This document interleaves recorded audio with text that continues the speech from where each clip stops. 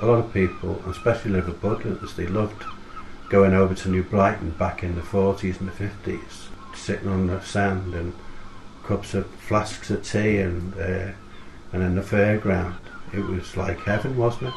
Paradise to them, and things like that. And they like to remember it the way it was.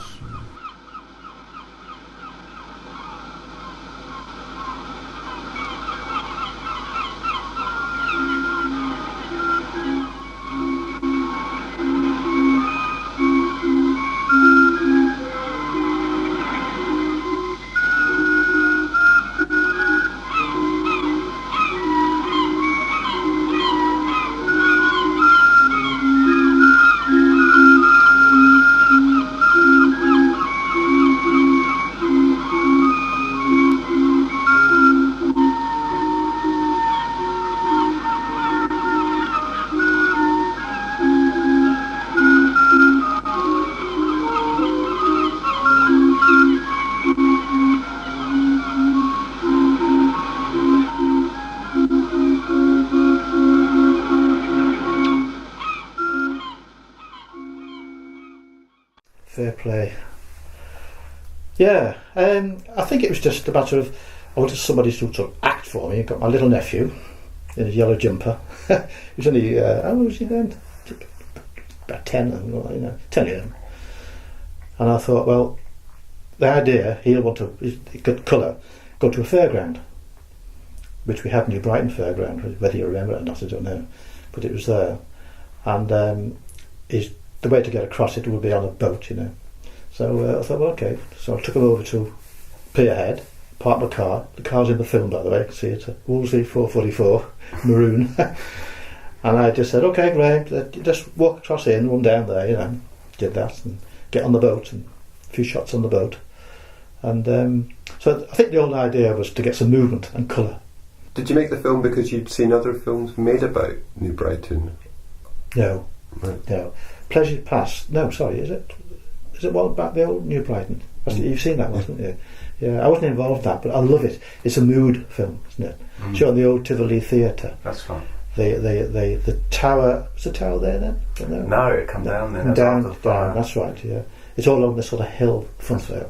The outdoor front fair. There was, or still is, an indoor front fair. Yeah, it's a great film that. It went down very well. That's the sort of film I like to get involved in. Something with a bit of a mood to it. Where did the idea for Pleasures Past come from? I think probably,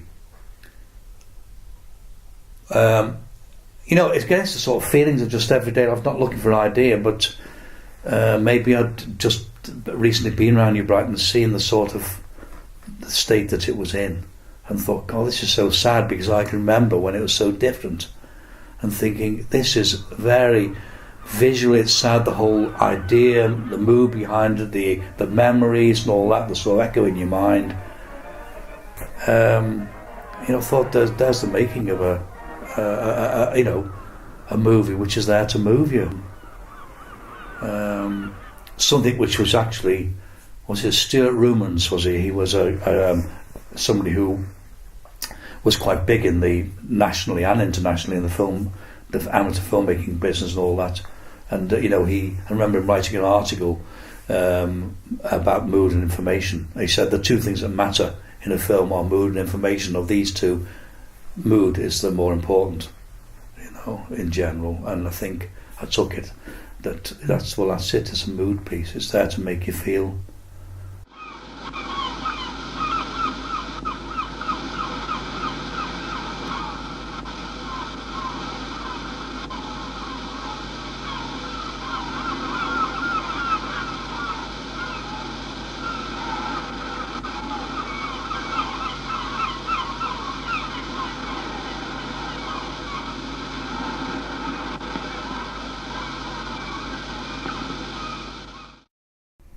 In terms of collaboration amongst the group, were the fiction films made in a different way from the documentary films?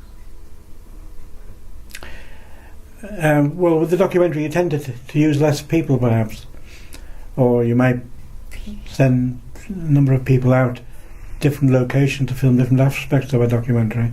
So I would say the documentaries are more a team of 2 or 3 people, whereas the story films tended to be maybe 6, 7, 8 people. You know, I must have said in the sort of in putting the idea, you know, that basically that this was a mood piece. It was about we had New Brighton near us. We had a set ready made, if you like, and you know. I think people latched onto that. They felt they understood what the film was about. You know, what it was they were out there to get. Because I know I went down with groups a couple of occasions, I think, and got some shots. You know, because I remember being there with Les. You see the Tivoli Theatre and all decaying, and Victoria Street, all the shops. You know, all the boards still outside, you know, ice cream so much, and a cup of tea and a biscuit and stuff like that, and under the pier I filmed just like a rope hanging, and the rope was just swinging like that, you know, and I think the director was saying, that's great, that, let's film that rope swinging like that, you know, and then throw some newspaper across the track. And you know, on the open fairground, they used to have like go-karts running around the track, and they said, throw some newspaper, and let it blow across in the wind, you know, all this stuff to give it that feeling of isolation, and you know. But Les and I think, would begin to pick on similar types of little items within the visuals, you know, and that. So I think, and from that you began to realise, God, if you've got a nucleus of people who are like-minded, then you haven't got drifters going off or tending to cause rifts within the group. That you're focused on it, and you begin to have faith in each other that we'll come up with something here that's going to be worthwhile, because you're already in sympathy with each other and you trust each other.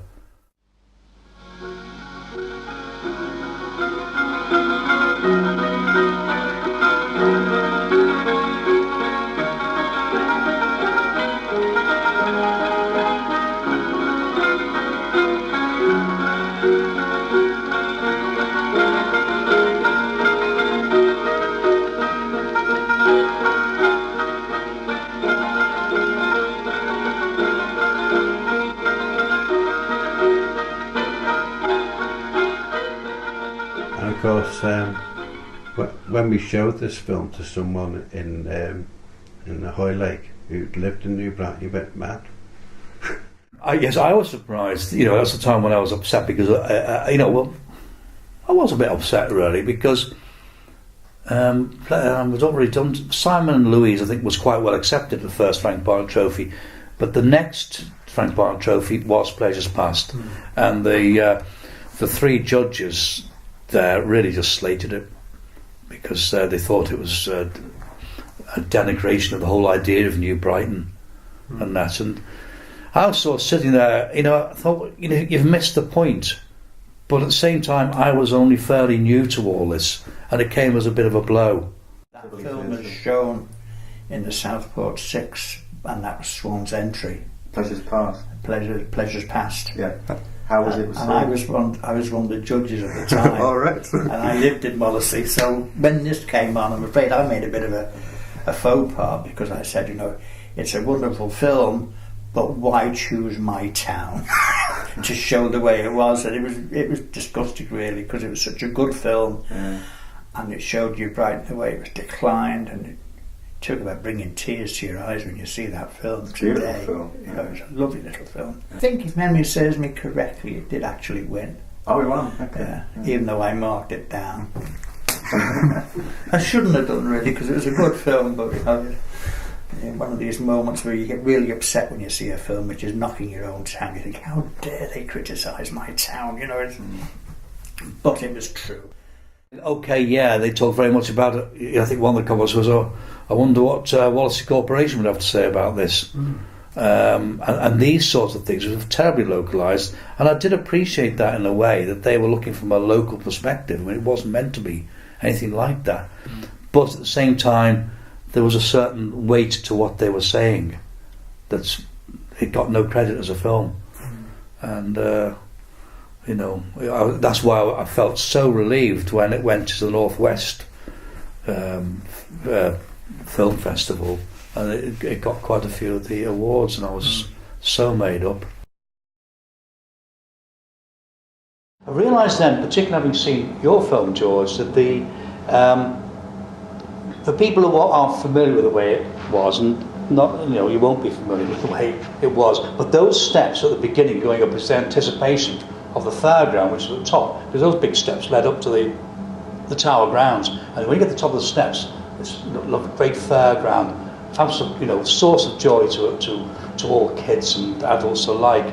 And of course, to go up there, and all you find then was a wasteland, and there just 10 years before were all those shots taken from the chairlift going up, the figure of 8, and all the different rides, all the things which were up there.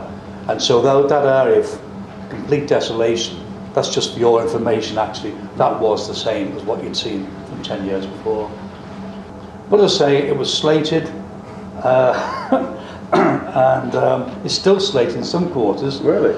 Oh yeah, it is. But I've used it with primary school children who seem to have a better understanding of things than many adults, and as soon as they see it, it's followed. I've done it many times, followed up with poetry writing, and some of the emotive poetry which comes out of that. They understand this sort of feeling of things which have gone and decayed and all, which in 8 and 9-year-old children is pretty good going.